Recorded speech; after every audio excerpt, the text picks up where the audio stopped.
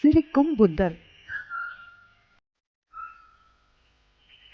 அமெரிக்காவில் China down பகுதியில் நடந்து போகும்போது சிரிக்கும் புத்தர் சிலைகளை பார்க்கலாம்.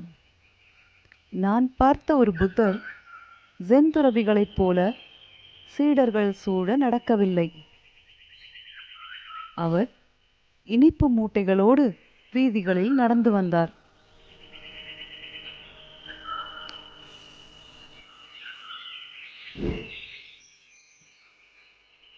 விளையாடிக் கொண்டிருந்த குழந்தைகளிடம் இனிப்புகளை தந்தார். அவர் வரும்போது வீதியில் ஒரு மழலை பள்ளிக்கூடம் போல காட்சியளித்தது. அவர் தன்னை பின் தொடர்பவர்களிடம் கை நீட்டி காசு கேட்டார்.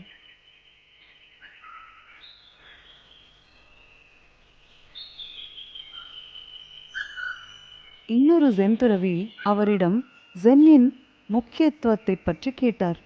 அதற்கு பதில் தருவதாக பேசாமல் சாக்கு மூட்டையை தரையில் ஓங்கி அடித்தார்.